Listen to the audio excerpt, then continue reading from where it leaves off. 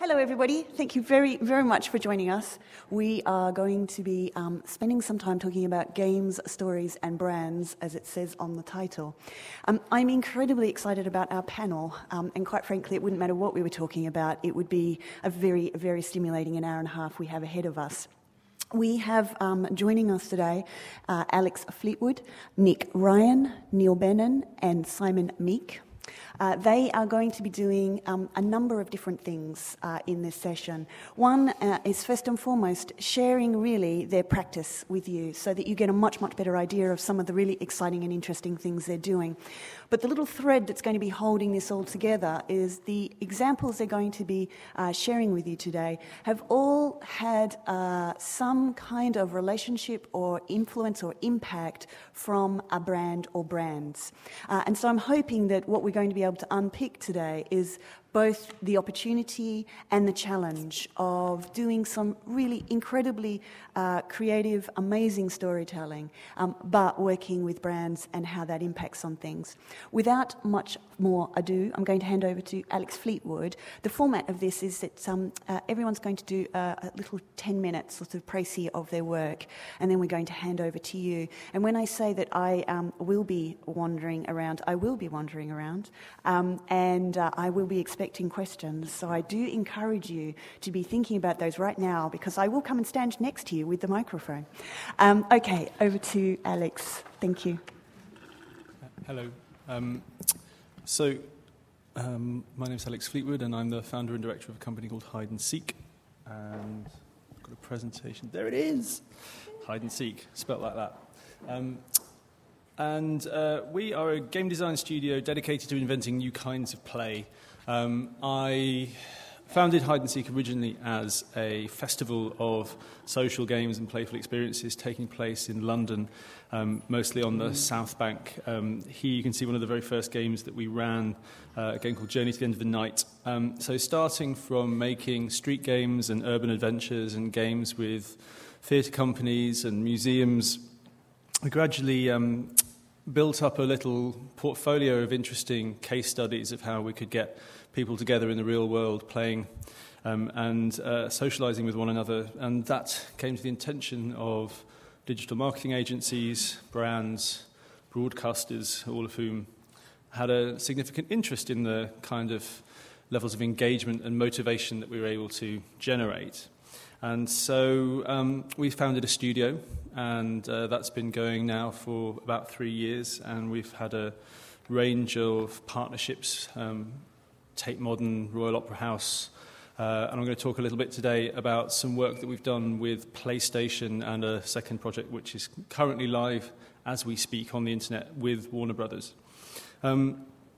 The core of our vision and understanding of the world at Hide and Seek is that everyone is a gamer. You know, we have already moved from a place where gaming, video gaming, board gaming, card gaming, parlor gaming is a niche activity, and it's, you know, essentially a completely mainstream activity, to the point where the term gamer is rapidly on its way to becoming as obsolete as televisioner or movier or anything like that.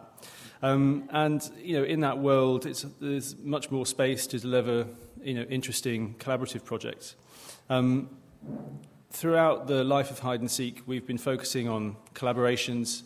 We've worked with museums, theatre companies, a range of artists, directors, designers, to explore how elements of their practice and their kind of creative interest can be translated into new spaces and new opportunities through games. So, specifically talking about games and brands, we've got a long history of doing work for the branded sector. A number of clients willing to take risks, to give us an opportunity to innovate and experiment, and often, interestingly, a need for our specialist game design skills to work with a number of different agencies. In the traditional advertising agency landscape, there still aren't a great number of specialist game designers employed in the same way that we have a raft of social media specialists or video producers or Flash developers. Game designer isn't still a job title that you regularly find in traditional agencies who make content for brands. So often they end up at our door. So PlayStation came to us with a brief to work in partnership with a social marketing agency called Livity and an event production company called Amplify to create a scheme to expose their brand through gaming in a really interesting way. And now, in terribly unprofessional keynote presentation style, I'm going to tab to a web page and play you a little video. And it's there. Please work.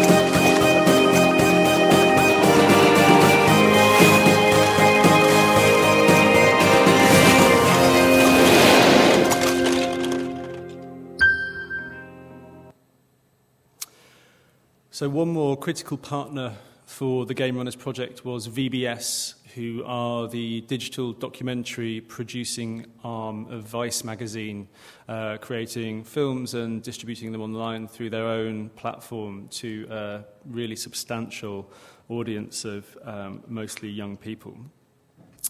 So Game Runners worked like this. A community of potential game runners, people interested in game design, were recruited via Facebook. And the story that they followed over a period of 4 months was the journey of 8 really interesting, talented young people from a really diverse range of backgrounds in London, all of whom came to us through a recruitment process run with this agency called Livity, with an express interest in designing and developing games. We created 3 prototype game designs with them, and then we ran a series of play tests and experiments and game design workshops where they got to learn what it takes to design a game and develop their skills and their understanding and go on a journey where they became game designers. It's really interesting how unexpectedly cool I find myself when talking to teenagers and people younger. Game designer has become an extremely coveted job title. And so there was a real excitement of these young people going on a journey where they were getting some exposure to what can seem quite an opaque art to some people. So trying to break that down to articulate a view that games don't have to be substantial, complicated. I need my power back, sorry, Nick. Substantial, complicated video technology builds. We were building these games in the streets, testing them out with friendly people and getting insight and developing that from there. So that, fingers crossed, will take me back to the presentation. That ultimately led up to an event on Brick Lane, just behind the Truman Brewery, where we debuted this game, Blocks, which you can see in the picture here, to an audience of several thousand over the course of a autumn Friday. Blocks is a very simple game. You have 48 of these cubes, which have the PlayStation symbols distributed on the 6 faces. There are 4 symbols and 6 faces, so there are some symbols repeated on each block. They are a little bit misshapen and a little bit wobbly. And there's a 2x2 playing area, and you take it in turns to place a block into the field, and the tower grows. And you lose if you run out of time, and you lose if you knock the tower over. So the immediate thing for a brand that we were achieving this event are several different kinds of social engagement. We were engaging with some really interesting young people and telling their stories. We were engaging with a wider community of people who were interested in games via the Facebook page, and they had opportunity to comment, feedback, vote, help decide which of these games went forward. And then in this event, this very simple game, which was very accessible, very easy to pick up, very easy to play, but generated these lovely performance moments of huge teetering towers of blocks and which player was going to break first. All really brought the brand to life in a way that got people involved. Secondly, whenever you're working with a brand, there are always a series of messages, kind of nested messages, that you have to get on board with at a different number of different levels. And we integrated those brand messages across this project in a number of ways. For example, the whole project was built around Sony's message, the game is just the start. This was not just about playing games, this was about being creative, this was about sharing. These are all things, if you followed PlayStation's release of games, like things like Little Big Planet over the last kind of 18 months, you'll see it's very close to their heart. But also, even in this final game, Sony's branding is integrated in a very subtle way. It's in the game. You're playing with the brand in quite an interesting and meaningful way. And finally, and I think this is a really important point in everything that we've designed, games in and of themselves aren't incredibly powerful marketing tools. Games are a wonderful place to keep people. They're a wonderful place to tell people particular things, but they don't bring you the large numbers of eyeballs in and of themselves. They have to be marketed, and often they have to be communicated. There are a certain number of people who want to play a game, and there are a certain number of people who are interested enough to see the results of that. So the partnership with VBS, this series of episodes about telling the story of these bright young people online, explaining some stuff about the game, and taking people on a journey, took this activity and really multiplied the visibility of it to a much wider audience. So the second project that I want to tell you a little bit about, which is one that we're working on right now, is the second interactive marketing campaign that we've been a part of for Warner Brothers, following on from some work we did for them for the Sherlock Holmes film for Green Lantern. Quick show of hands, how many of you are aware of the backstory of Green Lantern? You know who he is? Yeah, I guess we're failing. Green Lantern is a DC Comics superhero. He is effectively an intergalactic policeman with a magical ring which enables him to create anything that he imagines and use that to conquer the forces of evil that he finds. All terrific comic book stuff, but very widely known in the US, not so widely known in the UK. So an issue for Warner Brothers here to get information out about the backstory of Green Lantern. Warner's, in partnership with their media agency, PhD, who are a very bright, insightful group, segmented the audience that they wanted us to reach into three categories: the knowing, the curious, and everyone. Mm-hmm. The knowing are the fans, the super fans, the people who know every detail of the backstory of the world, who can interrogate you and correct you when you're wrong. They're an incredibly important group when these kinds of movies are being released, because if they're not catered to and satisfied, they can be quite vocal in their disapproval. The curious is the wider comic book, superhero movie fan base, Batman fans, Superman fans. They are the perfect market to be translated into engagement with a film like this, but obviously are not coming with such a niche, in-depth understanding of that one particular area, and everyone is self-explanatory. So we devised a campaign of several parts, which I'm going to spin through quite quickly, because I think I'm probably a bit short of time.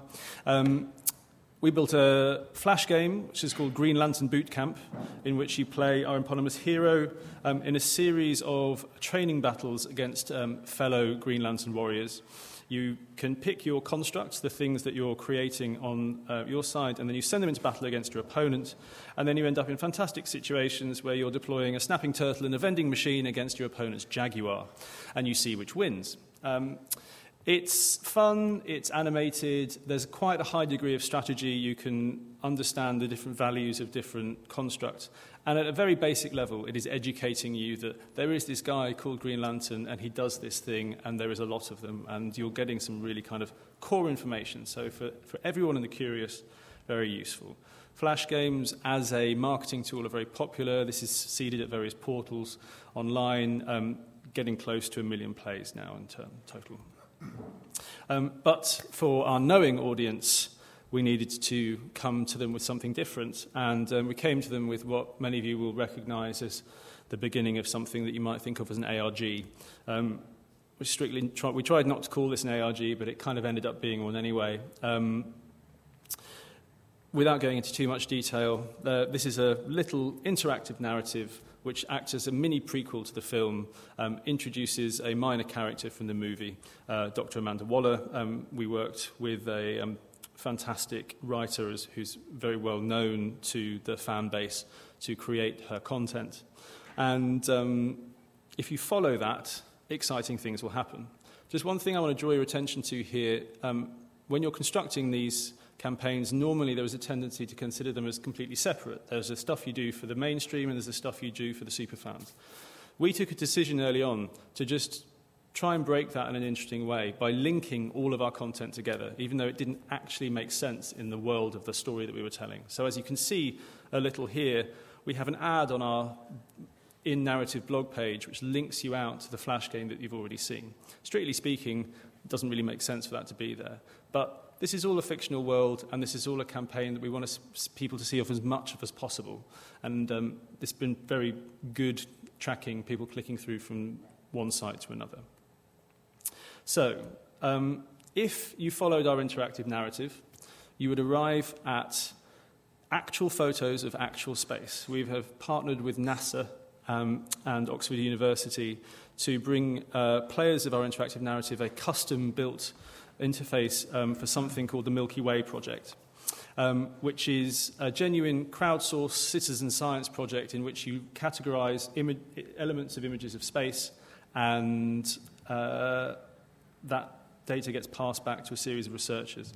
So there's an in-narrative version, which is specifically for the fans, but there is an out-of-narrative version, which is simply, if you like doing things for science and you're curious about Green Lantern, this is very appealing.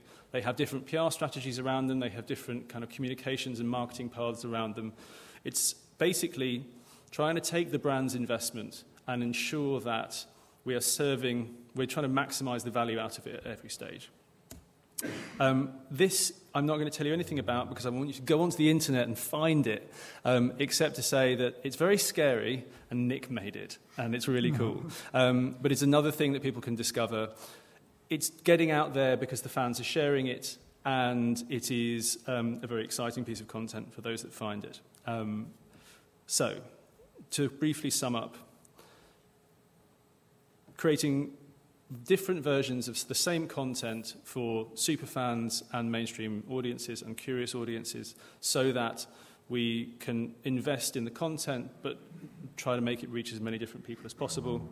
Trying to be as closely integrated with the media plan and the PR strategy that the brand already has in place. And finally, linking the content together in ways that might feel a little bit broken, but not worrying about that because the main focus is to spread this around as much as we possibly can. Thank you very much. I am really looking forward to the discussion part when we can come back to some of the challenges that you had with both of those projects, because I know there were some. I'm going to ask Nick and Neil to do, I think that you guys are doing double hand, aren't you? Double act? Yes. Yeah, fantastic. Right. Good afternoon. I'm Nick Ryan. This is Neil Bennon. We're doing a double-hander, as you said. Which we made on the train. Because although we do very different things from each other, we've spent quite a lot of time working together on two projects, which are both audio games. And they represent a very different type of gaming, different sort of perhaps a different gaming genre or different gaming platform. So we want to present the two projects that we've worked on together. How many of you have heard of Papa Sangre? Okay, not that many. Papa Sangre was an audio game that we made. We started 18 months ago, and it was followed by a sort of a sequel, an unrelated sequel, which was made for a brand. Just before I tell you about those, I'm going to tell you about myself. I am a music composer and a sound designer, and I have spent a lot of my career scoring documentary film, also researching the future of music and sound. During my stint at the BBC as a futurologist, I invented an interactive radio drama called The Dark House, which was broadcast on Radio 4. And it was recorded in 3D sound, as it's known, which is also it's a kind of recording technique called binaural recording, which both these games use as well to position sound around the listener in 3 dimensions, and also something that Alex and I have just been working on as well, to which he alluded at the end of his presentation, which you're going to go and find on the internet somewhere. Neil's just going to tell you a little bit about what he does as well. I'm a writer. I've been writing for interactive media since about 1995, and I write for games mostly. I'm an author too. I write books. Voilà. The most recent thing, I just finished the Nightjar with Nick and with something else, and at the same time I was just finishing off a game for Channel 4 called Nightmare High, which is a web-based game to teach children at times of transition resilience techniques, and this is for Channel 4, which is something I'm probably going to talk about too, because we're very proud of it, and it's not just because Joe's here, but because it's very interesting for the way that the story was put together, which is part of the panel strand too. And I worked on Papa Sangre, I wrote The Nightjar, and we're going to talk a little bit about both of those. So Papa Sangre, as I said, is a very different game for a lot of different reasons. One of the main reasons it's very different is technologically it's something that couldn't have been achieved until pretty much the time we started to make it, because the platform for which we were making it, which was the iPhone, was the only platform on which it could be delivered, or at least on a mobile device. And so the whole game was built for a device and an interface which was sort of being developed concurrently with our content, with our game idea. It is an audio game, of which there are many, but it is unique in the sense that it is the only 3D animated, real-time animated audio game on a handheld device. What I mean by that is it consists of 3-dimensional sound which is animated in real time according to your position in a game world, and that's something that's computationally very, very demanding, and the iPhone is the only platform that can make that possible. The project was a co-production between, well, it was produced by Something Else, which is a production company, and it was funded by Channel 4's development fund, 4IP. And this is the team, and this is the interface. So it's like a video game with no video. We developed a special interface purely for navigating in sound. And this is what the iPhone screen looks like when you boot up the game. And you are completely reliant upon your hearing to navigate the game. You place your thumbs on the screen, on these footprints, and you're able to walk through a virtual 3D landscape by placing your thumbs alternately on each of the footprints as though they were your feet. So you literally walk through the world, left, right, left, right, left, right, with your thumbs. And you're able to turn your head by swiping the top half of the screen with your thumb to rotate this kind of dial, which relates to the direction of your body virtually within the game. The game consists of 4 palaces, and each of the 4 palaces was designed with a particular material in mind, a physical material, which exhibited different sonic characteristics. So we have bones, reeds. That's bones.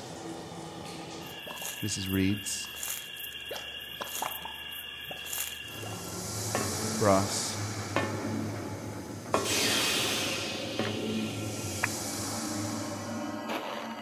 And glass.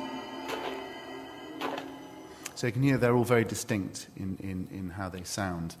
And the gameplay is about collecting audio collectibles, which you have to navigate to, you have to hear, you have to locate them in 3D and walk towards them in the way I've described, and then you have to collect them by getting close to them. And they're notes in the game narrative. So this is what they sound like. And then you walk towards them and you collect them. The problem is that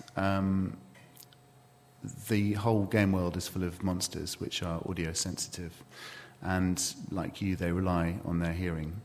And if you tread on a loud surface, of which there are quite a few, sort of sprinkles of tortilla crisps or broken bones, finger bones, or finger bones guts. And guts, then they will chase after you. And you can hear them quietly sleeping in the corner of any particular room. And you don't want to wake them up by treading on broken bones, because they'll come running. That was a snuffle hog. There are 3 different types of monsters. And you have to find the door eventually, which you locate again in 3D, and you walk towards it and get out of your particular level and then navigate to the next one. So here's someone playing the game, and they get stuck in the corner. You're safe. They fall over, and then they get up, and they get stuck in the corner, and then they get eaten.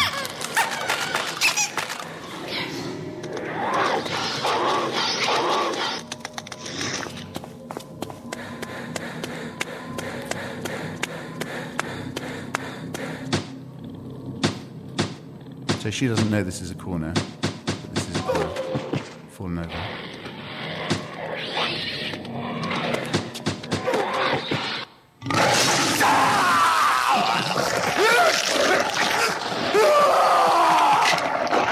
When you leave the loud bones, creep to safety.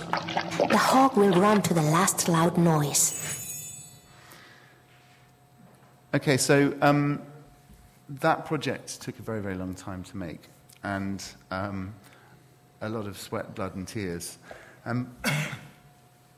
We kind of didn't expect it to. Well, I didn't expect it to do as well as it's done. It's sold a lot of copies, and it's had a huge, huge sort of warm reception, because it is one of a kind. It's the first of a kind, and it's been received really, really well. And people who I wouldn't have thought would be particularly keen on an audio-only experience have really gotten into it.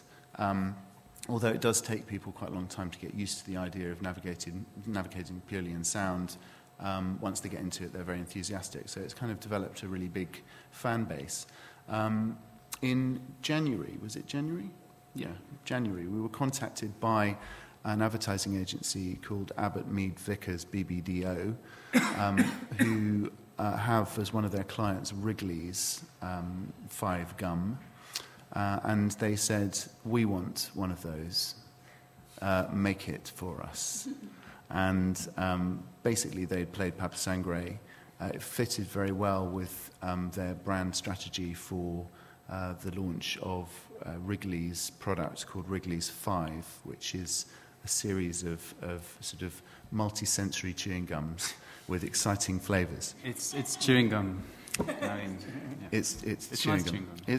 Yeah, and it's packaged in a sort of a condom-like box that looks a bit like a kind of cross between condoms and gitantes.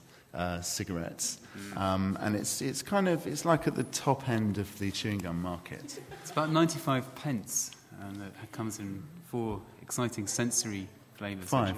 5, yes. Hence the name.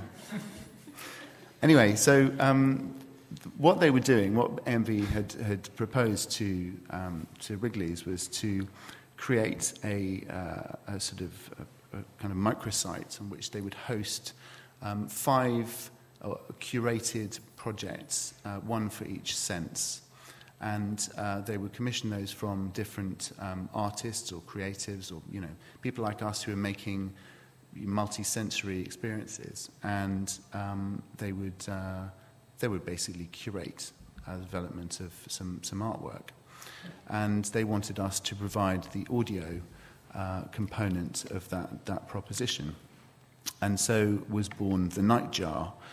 Which was a space problem in 3 acts, as it says on top of the poster. And it stars Benedict Cumberbatch, and it's about chewing gum.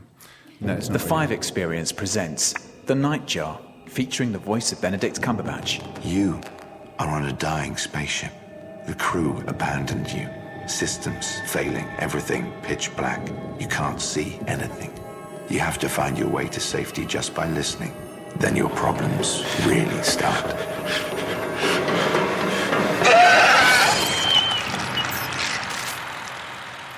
Download now for free from the App Store. So that's the trailer, and as you'll notice, it's free. Again, a similar interface to Papa Sangre, but highly branded, and we'll talk a little bit about this sort of branding. The graphic branding. And these are a selection of beautiful posters that were made by AMV in support of the project. Should we wrap up there, or do you want us to? Yeah, okay. There's lots of things I want to come back to. Cool, okay. Discuss, but I think that's given us a feel for it.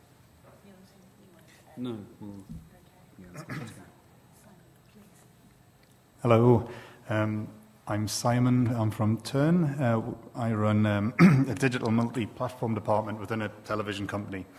About 4 years ago, we were set up, just over, I think it was, and the notion was, when we set up that, was to bring the skill sets which exist within TV and film and try and sort of translate that across into other digital platforms.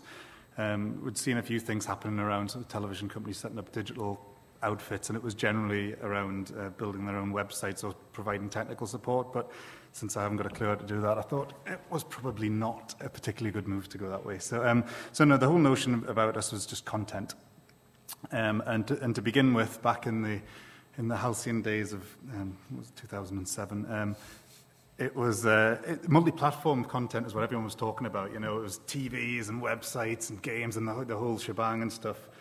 Obviously, the money was a little bit, a little bit more available back then, and also I think people were experimenting and hoping that audiences would come flocking to multi-platform productions, and the reality started to kick in. And for all there were some sort of successes out there, I don't think there was many occasions there wasn't many projects which really caused a benchmark, in as much as that we're not living in a multi-platform world as I once saw it now. Anyway, that's sort of an irrelevant. We started off with a project. Our first big project was with Channel 4 Education, I'm working, which was called Slobovia. And what we did there is we had 3 series of this program called KNTV, which is about these 2 sort of zany Beavis and Butthead type characters, but they were sort of geniuses in their own rights. They lived out in this crazy dictatorship called Slobovia and were sort of keen to sort of educate their world. And what we did is there was 26 episodes of that, and on the online side of stuff, what we decided to do was sort of take the world in which the TV was set and actually present that world to an online audience. So we set up Slabovia.tv, which was effectively the Slavovia's national propaganda rag, which was called The Potato, and it would give weekly news as to what was going on in Slabovia. There was also the national television service, which was sort of, they tried to make an iPlayer and came up with the Slab player, which was like a steam-powered version of the BBC offering, and we produced content through that. And then we sort of, we dabbled with thinking, let's set up communities on Facebook and MySpace, I think was still used then, and Bebo, which was all the craze. And we quickly sort of realized that, play acting, which effectively is what we were asking them to do, come and pretend to be a Slavovian, didn't really go down too well in personal spaces. It was more of a guilty pleasure and maybe not something you wanted to share with your family or neighbours or even friends. So what we embraced Ning at the time, which is was a free sort of open social networking platform. And we set up almost a theatrical unit where we sort of set up, what was it called again? Slab Space. And Slab Space was a place for you to come on, take on a new identity, and sort of basically be a servant to General Shmerdyakov, who would set out his week-by-week sort of agenda to taking over the world, which largely involved mimicking the West. So when we were having Britain's Got Talent, Slabovia had Slavovia's Not Got Talent, and we had some really quite cool... The winner of that was quite funky. He was a guy who his lack of talent was putting pegs on his face while reciting the alphabet backwards, which was great. And what was quite nice, it was never had a massive community, but it had a solid few thousand people who were just having great fun. And actually, for a website, which it was at the time, it was bringing in sort of game-like statistics. We were finding that people came to it in half-an-hour chunks, and that they were there sort of every day because it had its own little community. So it was sort of quite nice. Anyway, so we moved on from Slabovia, unfortunately. There's still some crazy enthusiasts kicking around out there. Jumping forward a couple of projects, just on the sort of narrative side of things, we did The Beauty of Maps, which is a BBC 4 documentary, which is effectively looking at cartography as works of artistic beauty as opposed to geographical sort of navigation. And alongside that, we pitched to Nick Cohen that wouldn't it be great to, knowing that he was a Blade Runner fan, wouldn't it be great to emulate the ESPA photo analysis machine using maps? And he said, okay. And so we embraced this and thought, well, let's tell the story of maps. Effectively, what the TV show was doing, but let's tell them through sort of visual images. Let people see a map, be inspired by it, and actually just go exploring it and get the content that way, which is quite a nice non-linear way to sort of dig out content, sort of a treasure hunt, which is quite apt. So in this case, if you want to find out what the octopus is all about, you would go in and zoom in on there and it'd say, ooh, this is the octopus. It's a depiction of Russia, sort of, and it's attacking Turkey and whatnot. I thought I'd just take a slight detour before I get to the point, which is just around storytelling and gaming, which is sort of where we're at now.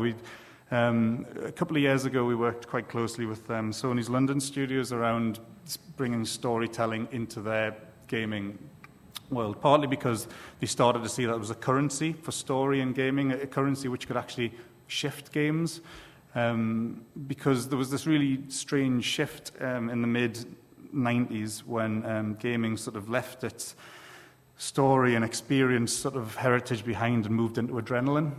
And with that, a lot of gamers sort of stepped back. A lot of what were then gamers stepped back and said, actually, you know what, this isn't quite for me. I'm not into this sort of competitive gaming stuff. And I think then the march of technology made competitive gaming get better and better, more adrenaline-fueled, more buttons, higher graphics, better definition, and all that sort of stuff. And then a few years ago, obviously, when we've got the PlayStation 3 and the Xbox 360 and all these brilliant platforms which are sort of over-delivering, putting games on a par with sort of cinema as far as the sort of production values and all that sort of stuff.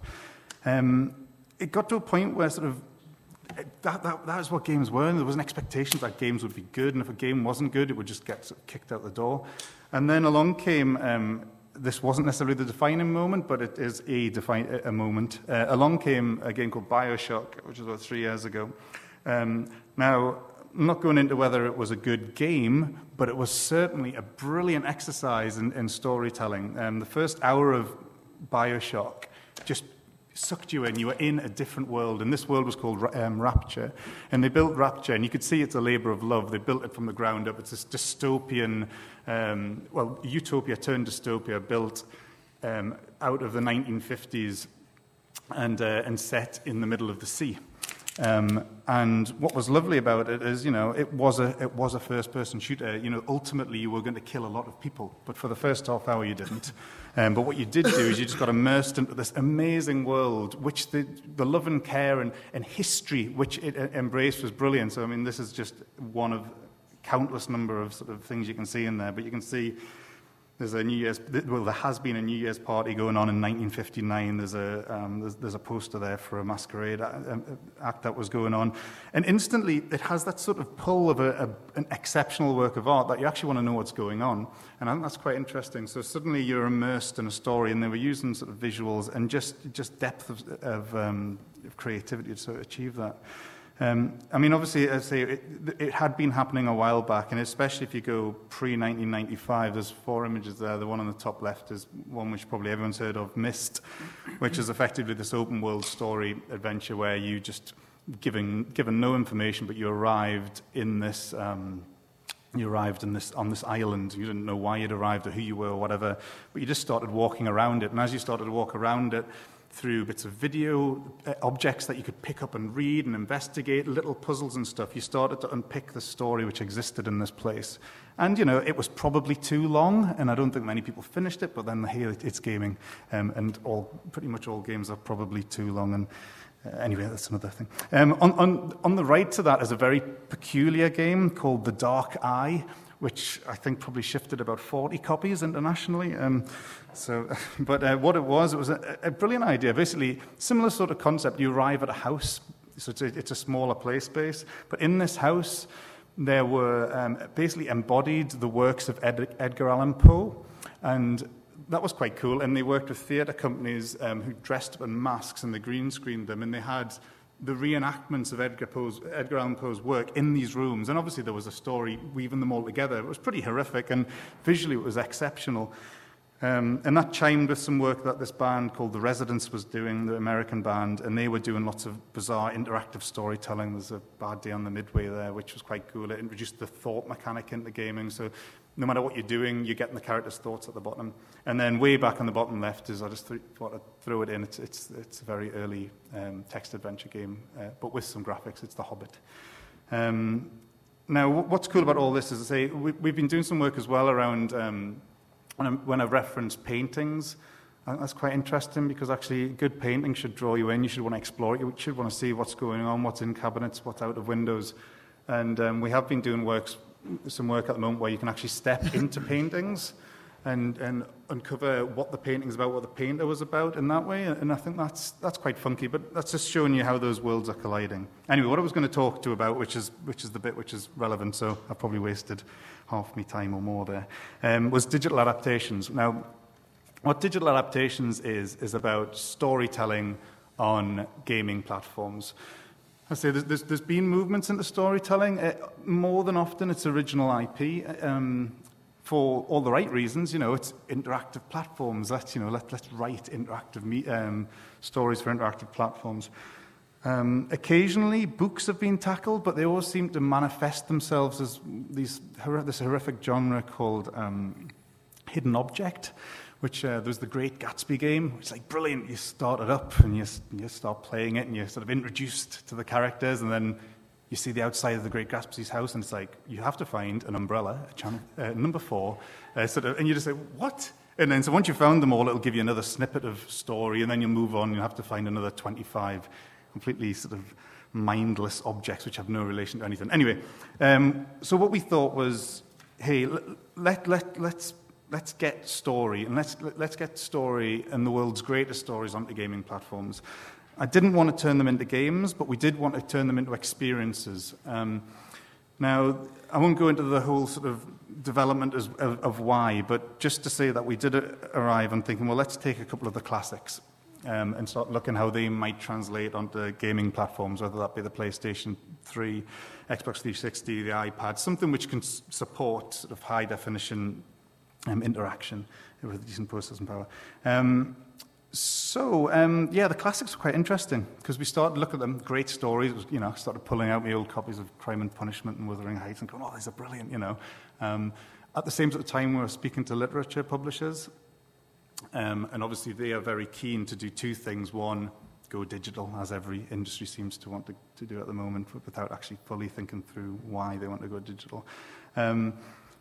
But also, sort of, what can they do to sort of reach out to new audiences? Literature's first wave, and I really like what you guys have been doing with the audio stuff. I think it's exceptional. But most book publishers' first step into digital is to create an e-book, and an e-book, for everyone, I'm sure everybody knows what one is, but I find that a really odd evolution of the book as a media, the very fact that when you move the book onto something with a screen, you simply put the page of text under the screen with a page turn mechanic, so as if you're reading the book, but on an incredibly expensive, sort of unwieldy thing which has a battery life. But the weirdest thing is for an industry which is trying to reach out to new audiences, what the ebook actually does is cuts into a subsection of their existing audience. It's people who are reading and have access to technology. There's not many people who've started reading purely because of the advent of the ebook, and there's you don't get kids going, oh, brilliant, the new ebook's out necessarily.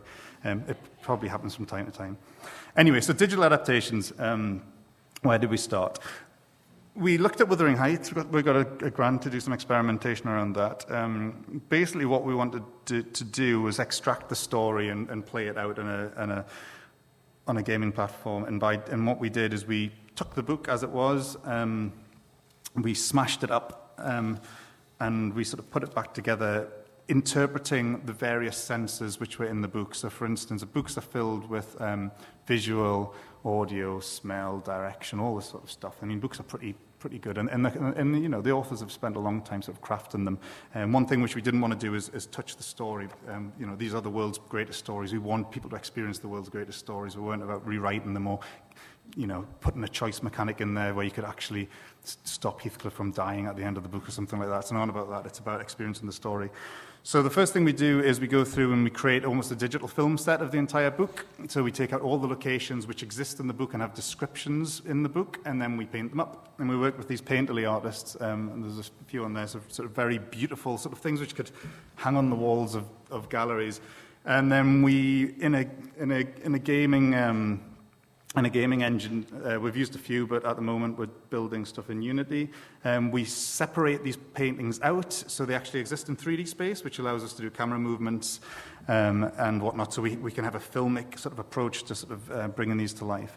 The other thing we did, like what Nick and Neil were doing, was we looked at all the audio components of the book, everything from, if it says in the book that a bell tower chimed 6 times, well, I'm sure you can hear that chiming 6 times. But anything you could hear, and that would include any dialogue. So we've been working with theatre companies to deliver on the performance. One of the things is to say that our approach has always been as a very multi-industry approach. I do believe that in order to make great content, you've got to be tapping into the skill sets of all of the industries and not one company or one industry trying to do everything. And I think, the games industry, to all their credit, and now, the big companies do put their hands up and say, we make great games, we don't necessarily tell great stories. And I think they're looking for collaborations, unless they're Ubisoft and can just buy a collaborator, which is another way. So we work with these artists. I'm just going to run on to the 39 steps. So basically, we did Wuthering Heights, we did some stuff with Great Expectations. These are just images. And we did some stuff with Lord of the Flies. Basically just taking a wide selection of books to see how they could be interpreted. Now, as I say, the classics are quite cool because the other thing about the classics is if you're showing locations, I was going to explain this amazing diagram, but I don't think I've got time. So 39 Steps is set in 1914 London, but the book doesn't really make much effort to tell you what 1914 London's like, partly because it was written in 1914 and there was an assumption that its readership would know what was going on, that there was a combination of horse and carts and cars on the streets and stuff like that. But also because not all books are sort of written like that. A lot of them are about the narrative, the plot and the pace and the progression. And 39 Steps is a pacey thriller.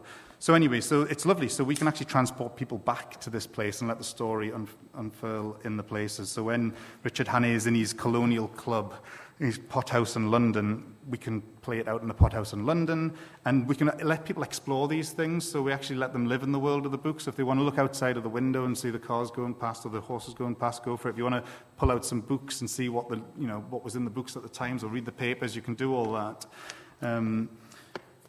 We also have decision mechanics based on themes, which you occasionally come across, so you can discover the book in the way or the story in the way you want to do it. We use a multimedia approach, so we can use video and pictures, and it's just incredibly beautiful, very immersive, and really importantly, you never turn a page, because it's the story we've translated. Here, it's not the book. Anyway, I'll stop there because we can talk about all manner of stuff. Thank you very much. Have I actually got this on? Good, great, terrific. See, now they give me the mic, now I get to go wandering. I think there's been so many different sort of things that we can pull out today, and we do have a bit of time to pull them out, so stick with us because I think it's going to get very, very interesting. The first thing I want to do is use Chair's prerogative to ask the first question before I terrorise the audience. And the thing that I was really struck by is I know many of you outside the context of this panel, and I know many of you identify first and foremost as visionaries, as vision holders, as creatives in your own right. Some of you I know self-identify even as artists. And I'm really interested in how that identity does or does not enter into the relationship when you're working with brands, and how the sort of Morgan Spurlock last night when we saw his film, The Greatest Film Ever Sold, this whole debate about integrity, personal vision, and how that's influenced by brands. And I wondered if particularly the first three, and Simon, I'm sure you've got a commentary on this as well, could just speak to that for a little bit. Go, Alex. Well, part of the vision that underpins Hide and Seek as an organisation is that we want to make new and interesting work, and we don't see that there's one place that we should be doing that. So we make work with artists, with funding from the cultural sector, but we also make work that we fund ourselves, and we also make work that is funded by brands. And they all offer different environments and different relationships between our creative enterprise and the environment into which they go. I think we get to experiment with a very different palette and on a very different scale when we're working with brands, with funded projects funded by brands. But I think you are operating within quite rigid constraints. There are a series of messages that you need to communicate. There are a series of audiences that you need to reach. And critically, there are a series of relationships on the operational side, existing agencies who are retained to do particular jobs, particular ways that they have of reaching their audience that you need to operate within. And I think something that we've learnt to be sanguine and understanding about is that you can't come in as an outside agency and assume that because you have been retained to be creative and iconoclastic and visionary, that means you can just tear up all of that existing infrastructure and relationships and institute your own version of that in its place. And there are times when you might genuinely think that you have a better way of doing it, but you just have to accept that I am in this very fortunate position of getting to have these ideas in this place, but there is a limit to how far I can push the expression of them in this particular moment. Nick and Neil, I think you've got, it feels to me as if you've got two case studies that sort of sit side by side that become very useful comparators. You've got one where you made it for a broadcaster, and the other one very much for what we would call a brand. Interesting to hear perhaps the experience that you had, and again how you managed your own vision with those two different influences. I think as well as the Dark House being made for a brand, it was also made for an innovation fund, or it was funded by an innovation fund. So I think that's really interesting, which you know, it could be argued was a brand in itself. But yeah, they were very, very different experiences. I mean, there were positive things that came out of working with a brand and negative things. The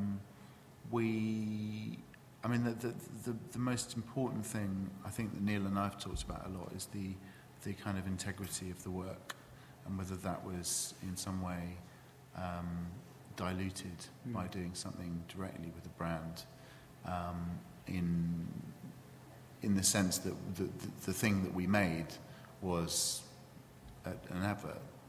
Nightjar is an advert for chewing gum, and does that make the actual experience that we made less valuable or more valuable?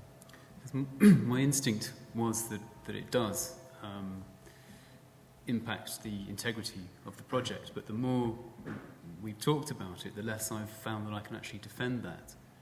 Because you're constantly working within certain constraints, making a game, whether it's compliance for language or certification for age ratings, or certainly in America, certain things are more permissible, and violence, for example, we're much more relaxed about sex in this country. The constraints that, for example, that we're working with the Nightjar, making a game to sell chewing gum owned by Wrigley's, is that Wrigley's is a family-owned company in America, so we couldn't use the word God, for example. They're making this game for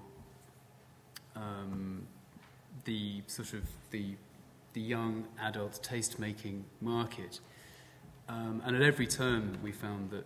Well, I found writing these scripts that there were words that I couldn't use because Wrigley's lawyers got very sniffy. And at the time when I was writing it, I kind of objected to that, because although these are the same arguments I have, no matter whatever game I've been given to work on, I always find that I end up sort of wanting to swear more than I'm allowed to.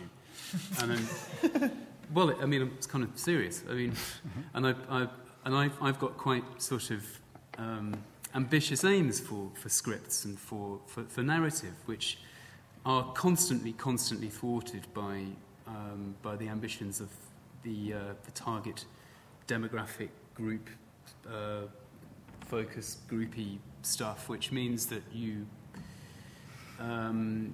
sort of have to write within constructs and constraints which basically emasculate your ambition. This is normal. This is normal for big for marquee games titles. That's perfectly normal. That's kind of acceptable. And for some reason, writing for the Nightjar, when the constraints were kind of no different, really. At the time, I thought they were, but on reflection, I don't really think that they were that much different. They were just imposed for different reasons, which is the sort of the brand identity and the brand value, which we're supposed to be supposedly augmenting by using our genius and our talent. I'm not quite sure where I'm going with that, but it's very articulate. I mean, it's just that someone's always paying, and whoever's paying is setting some constraints. And that might be the Arts Council, it might be a patron, it might be yourself. But it doesn't matter. There's still a relationship between whatever the creative vision is. I mean, everyone understands that. But I think there are a couple of different ways in which those constraints are imposed. Sometimes they're imposed. My experiences with brands is that they are imposed because the account manager generally wants your content to be aligned with their brand message. With broadcasters, the constraints tend to be imposed through taste choices. So the equivalent of a brand manager or a client manager at an advertising agency and a broadcaster is the commissioning editor, and they tend to constrain you not by telling you that your message is not compliant with BBC brand, but that they've got a better way of doing it, or they would like creative input. And I think that's a different way of it's interesting that you end up often having more latitude because brands tend to refine the thing that it is they wish to communicate into extremely condensed sentences or expressions or sometimes even words. And therefore, the kind of creative response you can have to something that's fixed, you can then have an argument about whether you're responding to it or not, but you can be much more open-ended at this side. Whereas in a commissioner-producer relationship, it's the whole thing is up for grabs, and there isn't this very small funnel that you're kind of passing that kind of creative dialogue through. So anything can be reached into and changed. Yeah, absolutely. Simon, your experience with this? Yeah, I mean, we did an interactive documentary for Dell when they were aligned with Formula One, and that was quite an interesting one because obviously we said to them, look, you've got a huge opportunity here because you as Dell, and like Formula One is pretty big stuff, you know. So if you can do quite a cool documentary embracing Formula One, it was quite cool because Dell computers actually used to sit in the cars of, I think it was BMW Formula One, I think it was. They used to sit in the cars and they used to like effectively refine the way the car was run as it was going on the track.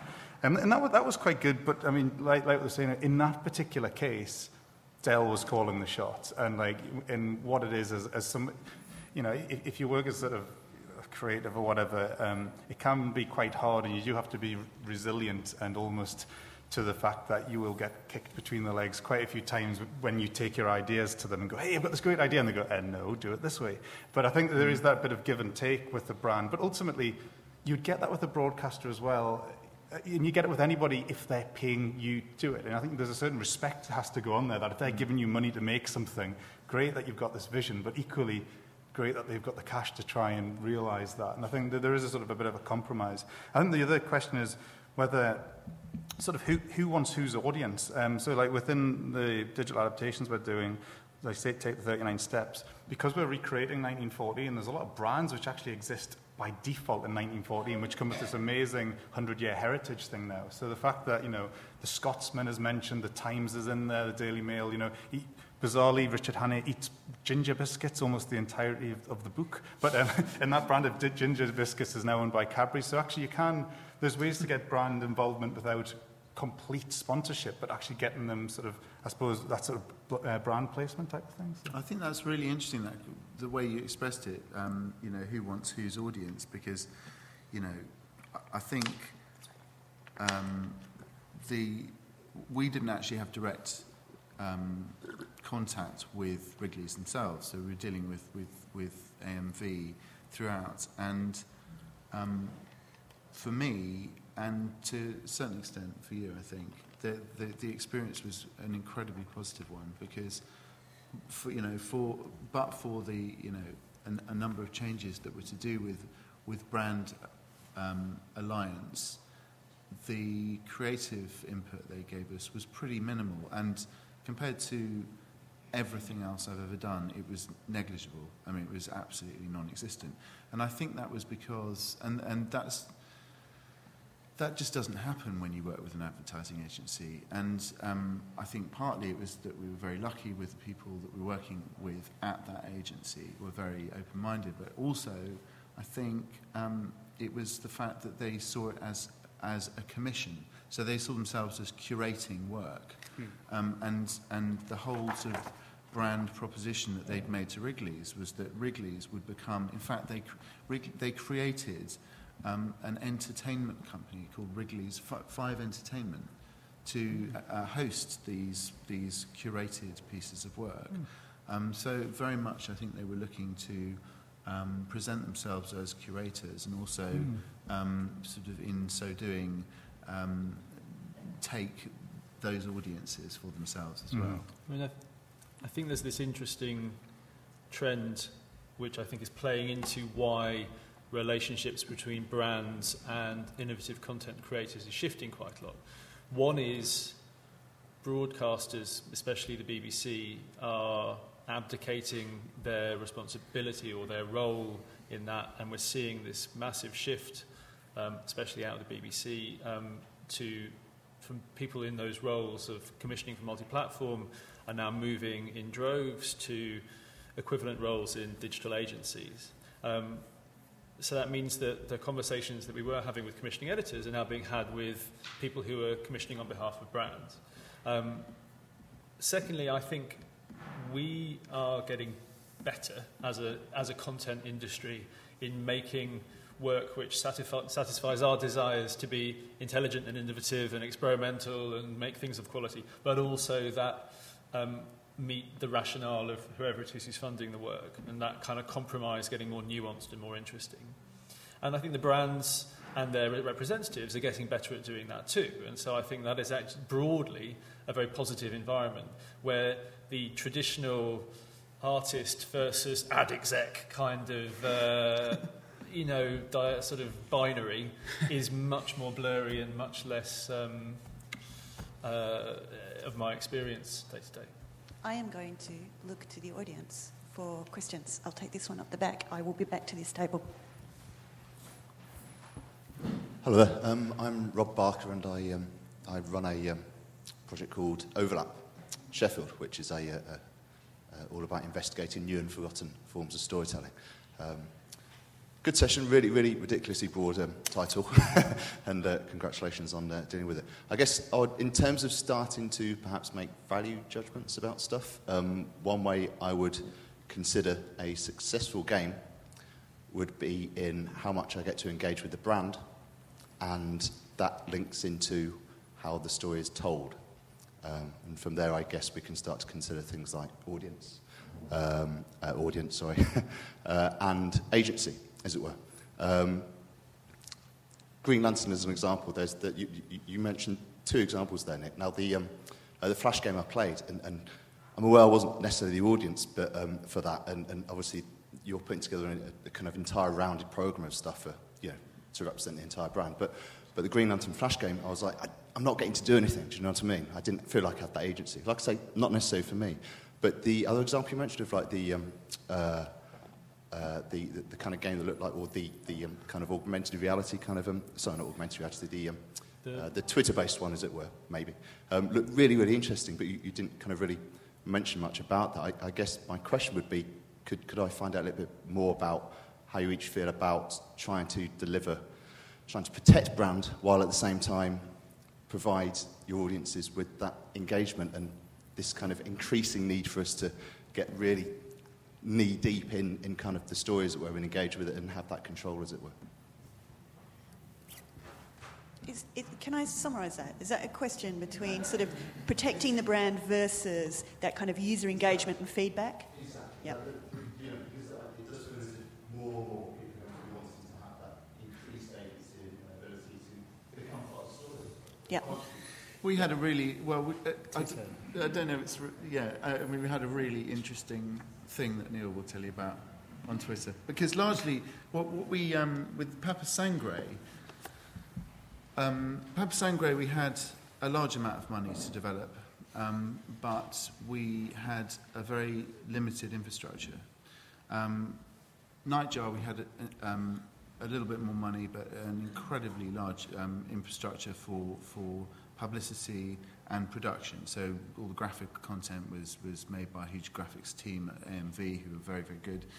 And they paid for advertising on Spotify and in Vice magazine, all over the bloody place. And what we'd developed for Papa Sangre, in the absence of a marketing sort of infrastructure, was a word of mouth and heavy Twitter promotion that we all did ourselves, and we created the character of Papa Sangre himself and some of the other characters, and Neil and Paul Bennon and Tassel Stevens largely sort of embodied these characters and tweeted on their behalf continuously, and I think massively improved the game and improved its reach. We continued that model in the Nightjar. Because we felt, I think, that it was really important that the audience actually engaged with it on that level pre-launch and whilst it was being launched. But that caused a real problem for AMV in terms of compliance. Yes, we had in the Nightjar, you find yourself aboard a spaceship called the Nightjar, and the only sort of there's Benedict Cumberbatch telling you, sort of guiding you through the game, and there's an onboard computer. which is sort of an extremely useful narrative device. And before the game launched, we had these 3 spaceships called the Nightjar, the Night Owl, and the Night Watch, and they're flying to this black hole called the Black Dog. And we had the crews of the spaceships communicating with each other with through Twitter, and the onboard computers all making announcements. And as well, I mean, one of the spaceships was the Night Owl was completely suffering from terrible breakdowns, and it was staffed by incompetents who swore a lot. And I got into quite a lot of trouble by using quite foul language. But because, well, I mean, to me it was absurd because they came to us because they wanted to capture a certain segment of taste-making young adults. And I thought it was inevitable that they should sort of use foul language and talk about sex. This wasn't acceptable. And as one by one, the crews of the spaceships all began to suffer terrible fates. They began to get eaten by aliens on the way to the black hole before the launch, and people joined in. And there was a cat. There was a cat on the Nightjar. I don't know. I still to this day don't know who it was. There was it you? Nobody knows who it was. There were mice. So to be clear, these were new people who'd set up new Twitter accounts and were engaging in the narrative by taking on characters. Yeah. There were mice on the Nightjar. There was a cat on the Nightjar. There were... I don't remember. The first mate? Yeah, there was the first mate of the Nightjar. And these were all characters that people had created themselves? Yeah. Well, we sort of mentioned them in passing, and then people actually began to become them. Yeah. And how did Wrigley's feel about that? I mean, did that cause they were nervousness? really, really nervous about this. Yeah. AMV were really, really nervous about this because AMV were completely brilliant. They paid for this thing, and we wouldn't have been able to make it if they hadn't paid for it. So that's completely awesome. But they were really, really concerned because Wrigley's is an old family-owned company from America, and they had no idea about social media. They really, really didn't get it, and they were really, really super nervous. And we just started to do this because we knew that we could do it right, and we wanted to do it before AMV did it. But this was a decision that we kind of made in the spur of the moment in the meeting, because we knew that we'd done it before, and we knew that we could do it well, and it would be fun, and we could do it properly, and we could actually sort of serve the game properly. But they were very nervous about ceding this control to people who they didn't know, which is the public, who can't be trusted to be polite. Indeed. Hi. I'm from Finland, and I'm from Wrigley, so I thought you were saying. Okay, good. Yeah, and I'm alcoholic. But my point is that we are not. We do kind of fine movies, but not that good into this whole cross-media multi-platform. We are actually very lost there. And I have on Documentary Campus a project which is like kind of. I have money to make a cross-media documentary thing, but I don't know really what to do. So my question to you is. Like, have any of you been involved in a one-off feature-length documentary cross-media kind of project? Because you mentioned that you were doing something for Formula 1, but then there were like Dell behind it. But in Scandinavia, we cannot really have any product placements in our films because they are basically mostly funded by funds. Mm-hmm. So I even had in one of my projects a Mercedes sign, and they tell me why it's there, like how they gave you money. And so it's like, does any of you have any experience with one-off feature-length? So are you looking for a collaborator for a cross-platform element of a feature-length doc that you're making? Well, I mean, there are some brilliant, innovative game studios in Scandinavia. Maybe Sweden or Denmark, but Finland. No, I think. Huh? Yeah, there's loads in Finland too. For documentaries. Yeah. Really? Well, I think there are a ton of amazing game design studios in Finland, and my advice to you, if you're a documentary filmmaker, is research all the people who are making interesting online content who are near you. Find the one that you like, and then get into the collaboration at the absolute outset and commit to seeing it through with one partner. Because in my experience, collaborations between filmmakers and digital producers, one of the main ways in which they fail is when they're brought on, the partnership isn't instituted at the absolute beginning of the project.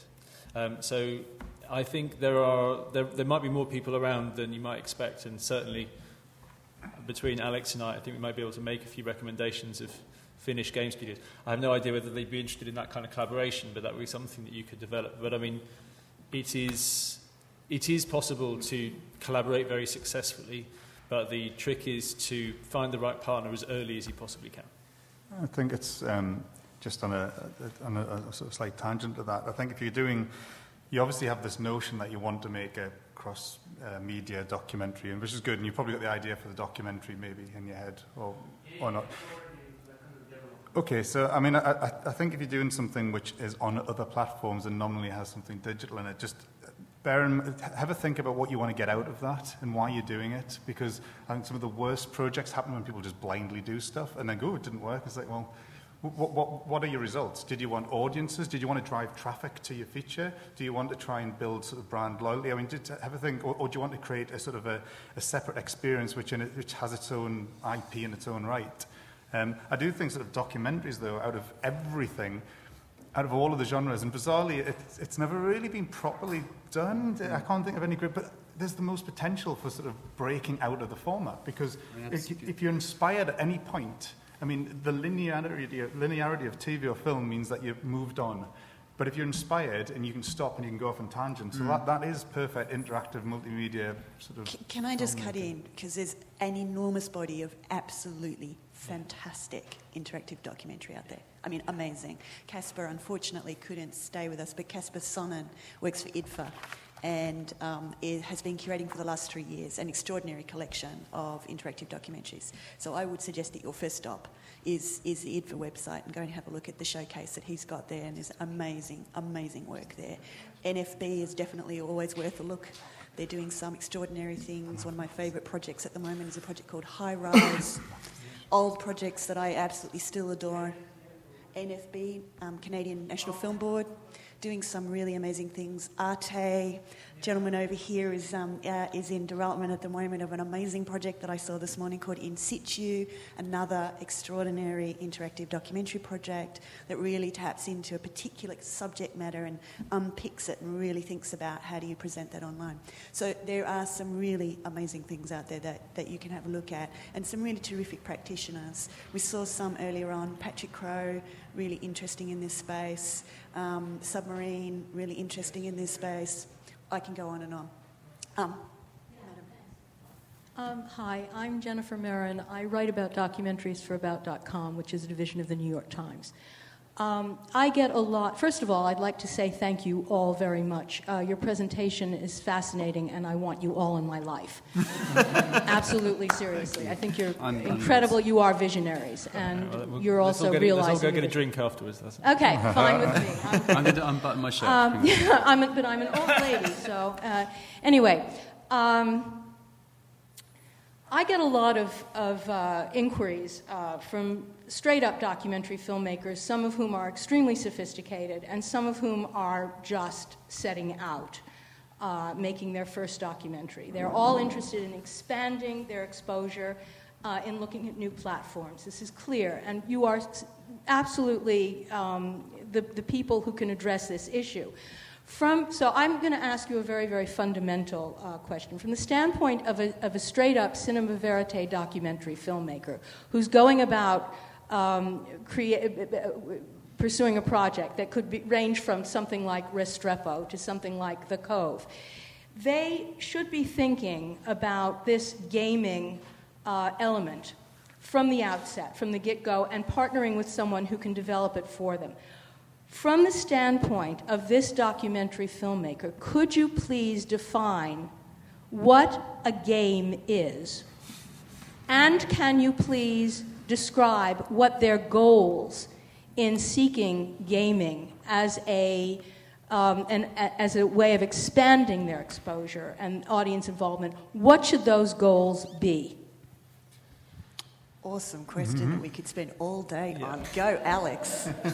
Well, so part one, what a game is a subject that literally it's more of a bibliography and a reading list rather than an answer that can be given. I mean, it is such an argued question.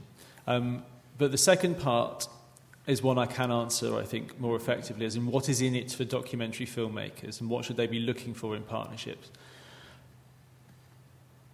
So I think two important things here. Documentary filmmakers, I assume, will already be diligently and effectively building a relationship with their audience using social media tools. So they're already going to be out there talking about their film, sharing progress, communicating with people who take an interest, blogging, tweeting, all of those things. So they're building an audience with people who consider themselves interested in film. And there are a ton of people who are interested in film, and then there's a subset of those that are interested in documentary, and there's a subset of those that are interested in this particular filmmaker, and the goal is to expand that. But you're still talking about a segment of the world that's interested in film. And I think what's incredibly important is that over here is a segment of people who aren't interested in film. You know, there is still a really huge proportion, and in some ways, if you're looking at younger demographics, a kind of growing or dominant portion, who aren't the kind of person who is going to, through any kind of online channel, reach that filmmaker through the means of, I am making a movie and it is really cool. That's not to say that all the people over here aren't going to be interested in that particular filmmaker should they find a route to it, because whatever the narrative and the personal connection is. So what I would argue is that what we try to offer, and we're working on a project with a documentary filmmaker, which I think we'll be talking about next year, is the people who aren't going to find a way to your movie through the ways that you know how to communicate online. We can find a different way to feed those people through. And then it is a question of shaping some kind of game or interactive experience which is rewarding and meaningful to those people. But at the end of that experience, or no matter how much you go through it, you come out with greater knowledge and understanding and enthusiasm for that artwork or that filmmaker or that film. And I think that's for me what I would say is the argument for doing that piece. So, to what extent, though, is you're talking about? You're speaking about greater enthusiasm for the filmmaker or for the piece of art. I think that most documentaries, or not, certainly not all, but at the base of most documentaries, even those that seem to be quite narrative and frou-frou in style, there are social issues. So is the connection then through the art form or through the social issue? How do you develop that community? How does the game reach out into that issue connected segment of people? I mean, I know nothing about documentary film, but my brother has a brain injury. That's my issue. There's a film about there's a documentary about brain injury. How do I connect through the gaming world that individual who's got a brother? You understand what I'm saying? I don't need to go. Can I have a stab at this one? Yeah. So one of the things that I used to do in a previous life was spend a lot of time in documentary marketplaces and at festivals, speaking to filmmakers, and essentially they would come up to me and say, a little bit like the question you asked, I've got this documentary idea, it's really great, I feel like I should be doing new media stuff, can you help me? And the first question I would ask them is, do you want to make a film? Or are you making a film to service an idea? And if it was the former, if they wanted to make a film, I would say to them, go and make a beautiful film. Go and make the film that you want to make. There's definitely some things that you can do to get more people to come and see your film, but really you need to go talk with someone else. If it was the latter, if the response was, I'm making a film to service an idea, then I think, everything that Alex has said, I think is really spot on. A lot of the work that you see, for example, done by NFB, is really by people who've made that transition, who have been able to step back from my life ambition is to make a 90-minute film, and has stepped back from it and said, okay, I woke up this morning and I wanted to communicate about this issue. And then I think what you're able to do is, who do I want to communicate it to? What do I want them to actually do as a result of that communication? Do I want them to walk away with a changed mind? Do I want them to take action? Do I want them to protest on the streets? Do I want them to tell their friend? And that then informs the media or the medium or the media that you then start to really tap into. And that's when, all of these people's genius really, I think, absolutely kicks in. Part of the process of documentary filmmaking is discovering the story as you go. So, how do you put together the process of discovering the story as you go? You know that there's got to be an issue in there someplace, but you're not exactly sure and entirely sure of what it is. And you also don't know what the outcome is. So then this perhaps opens the possibility of a documentary filmmaker proceeding with some sort of gaming in place where an audience becomes involved in the actual evolution of the investigation as the investigation takes place. How do you deal with that? I think that's really interesting because I think that's about agency, isn't it? And you start to delegate some of the creative agency to your audience and let them, as you just said, help you discover the story. And I think that's that.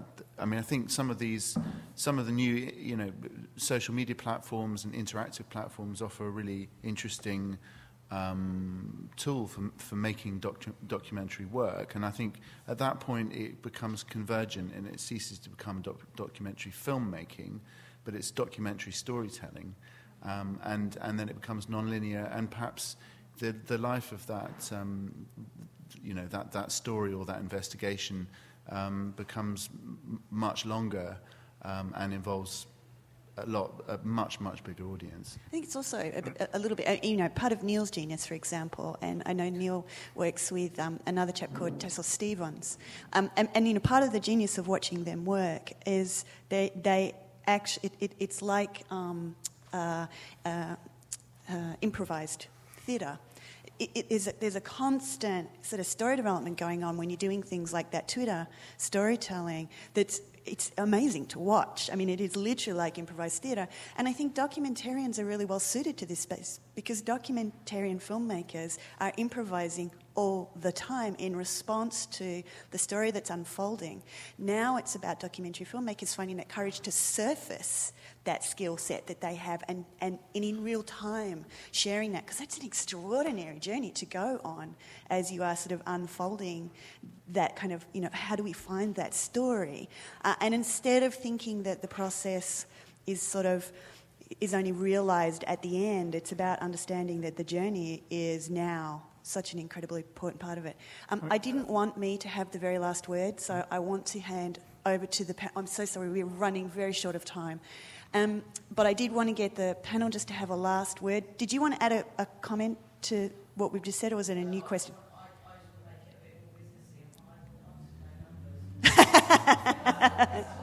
Yeah. Sure. Come and get them. Sure. Indeed, come and I'm sure they'll be very, very happy to share numbers. Last thoughts, folks? Business will trade cards and contacts for numbers. So